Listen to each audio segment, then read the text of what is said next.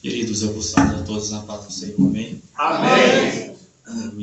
Aqueles que trouxeram o exemplar da Bíblia Sagrada, abra comigo no Evangelho segundo escreveu Lucas, capítulo de número 1.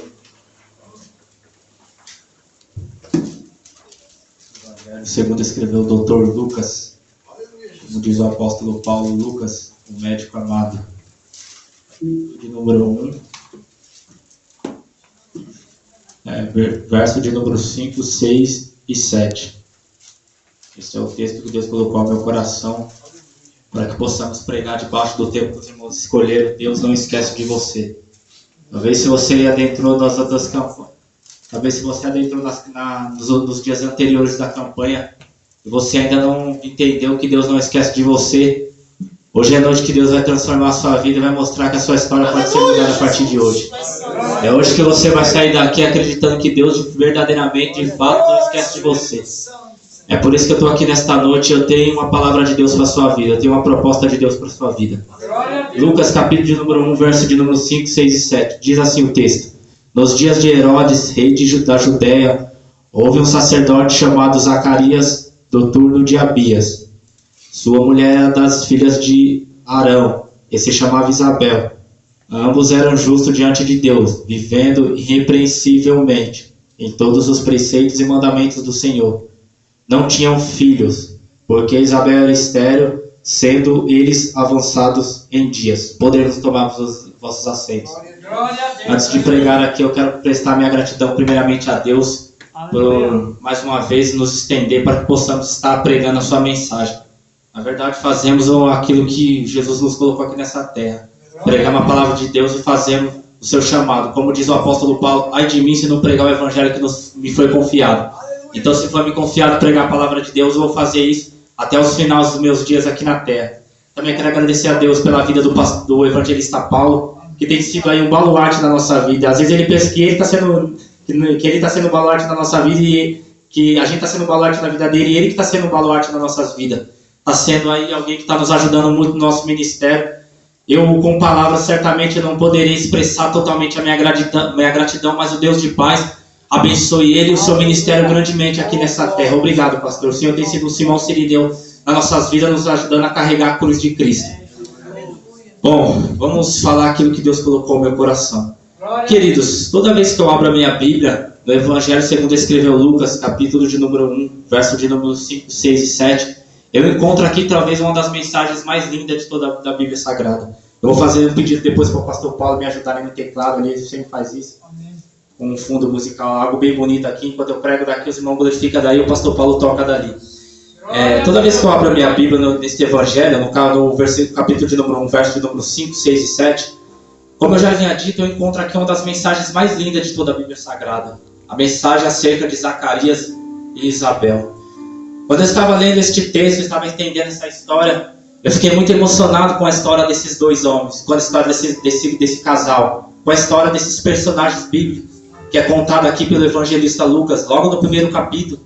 É bem verdade que quando nós observamos outros evangelistas, nos seus primeiros capítulos, eles buscam falar da genealogia, eles buscam falar acerca de onde veio o Messias. João, quando vai falar de como vai começar o seu texto ali, vai começar o seu livro, ele começa a falar do verbo, ele se preocupa em falar de onde veio o Messias, de onde veio aquele homem. Quando nós olhamos para Mateus, quando nós olhamos para Marcos, nós encontramos as mesmas coisas, cada um querendo falar de onde veio de fato o Messias. Mas quando nós observamos o Evangelho segundo escreveu Lucas, já no seu capítulo de número 1, nós encontramos Lucas detalhando uma história. Nós encontramos Lucas não se preocupando agora com a genealogia de Cristo, não se preocupando de onde veio o Messias. Lucas está preocupado com a história de um casal. Lucas está preocupado com a história de Zacarias e Isabel. Pois bem, quando nós observamos essa história, para que possamos entender, precisamos entender um pouco da vida acerca deste casal. É bem verdade que pouco conhecemos acerca deles, mas algumas informações é nos dadas de alguns historiadores. A própria Bíblia diz que eles moravam numa região montanhosa da Judéia. Eles moravam naquele lugar ali, já passavam muito tempo da sua vida naquele local. Até porque ali tinha muitos lugares para adorar a Deus. E é bem verdade que Zacarias era um sacerdote. Ele ministrava perante a Deus nos dias de consagração, nos dias do templo do Senhor, nos dias que tivesse que estar na casa do Senhor para trabalhar. É bem verdade que o texto começa a dizer, nos versículos que vai suceder, o versículo de número 5, 6 e 7, adiante, vai começar a dizer agora que Zacarias vai descer até o templo. Imagino eu que o texto agora está dizendo que Zacarias e Isabel, eles são duas pessoas que têm as suas dificuldades, são duas pessoas normais, são seres humanos também.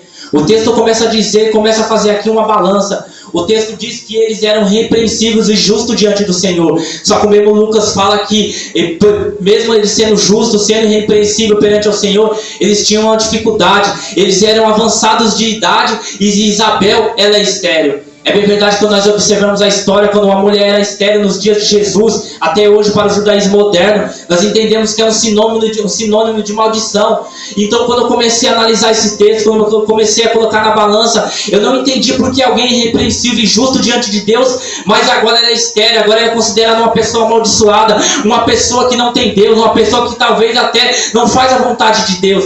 É bem verdade que nas nossas vidas é assim também. No Evangelho, o grande problema do Evangelho do século 21 é porque nós vivemos um evangelho de troca. Nós vivemos um evangelho que se eu buscar a Deus, que se eu estiver na casa do Senhor todos os dias, Ele é obrigado a me dar, Ele é obrigado a estar comigo, Ele é obrigado a me abençoar, Ele é obrigado a me dar casa, me dar carro. Mas é bem verdade que não precisa acontecer isso. Não precisa Deus fazer isso nas nossas vidas para que possamos adorar o nome dEle. É isso que o Lucas está falando, que ainda que se nós somos repreensíveis diante do Senhor, e Ele não quiser nos abençoar, Ele não quiser nos dar, Ele continua sendo Deus. Na verdade, quem precisa dEle somos nós, não é Ele que precisa de nós. Ele conta com a gente aqui nessa terra. Se você adentrou aqui essas portas nesta noite, talvez com o coração, aleluia, igual Zacarias, igual Isabel, talvez você ia falar: Deus, eu tenho te adorado, eu tenho te buscado, eu tenho participado de todos os cultos, todas as campanhas, mas nada tem acontecido, a minha história ainda continua estéril. Mas eu venho aqui nesta noite te falar: você ainda deve continuar adorando a Ele, você ainda deve continuar buscando a Ele. Assim, aleluia, como Jó disse: Ei, Deus me deu, Deus tirou, bendito seja o nome do Senhor. Esse deve ser a nossa oração. Não devemos viver um evangelho de barganha, um evangelho de troca. É verdade que o evangelho que vemos hoje parece que as igrejas estão sendo contaminadas. É verdade que as igrejas de Cristo aqui nessa terra estão parecendo grandes empresas, de maneira que nós entramos e parece que nós trabalhamos para o Senhor e exigimos algo em troca do Senhor. Mas na verdade aqui no começo não era assim. No começo os discípulos trabalhavam esperando o reino dos céus. É verdade que nós observando a carta de Paulo aos Tessalonicenses, naquela época os Tessalonicenses, quando começou o evangelho ali, como começou a ser pregado, eles já começavam a falar acerca do arrebatamento. Há mais de 2000 anos atrás, os Tessalonicenses já pregavam a palavra de Deus, mas não querendo algo em troca aqui nessa terra, querendo algo lá no céu, querendo a glória, querendo a presença, querendo estar diante dele. É verdade que aqui nesta terra está vivendo os dias maus, dias de dificuldade, mas se você entrou aqui nesta noite, talvez com o seu coração triste, com o seu coração angustiado, deixa eu te falar uma coisa: continue adorando, continue buscando, continue vindo, porque a sua história pode mudar no decorrer desta campanha. Se não for hoje, vai ser no próximo dia. Se não for no próximo dia, vai ser no outro dia de campanha. Mas um dia vai chegar o momento que Deus vai transformar a sua história. Um dia vai chegar o momento que Deus vai transformar a sua vida. Aleluia. Naquele momento, aleluia, imagino eu que Zacarias vai descer para o templo para ministrar ao Senhor. Quanto aos historiadores, segundo Matthew Henry, o comentarista bíblico, ele disse que era a última vez que Zacarias ia descer para ministrar ao Senhor. Imagino eu, Isabel, olhando para ele e dizendo: amor, agora você vai ministrar ao Senhor pela última vez da sua vida. Nós não temos filhos para continuar a nossa descendência.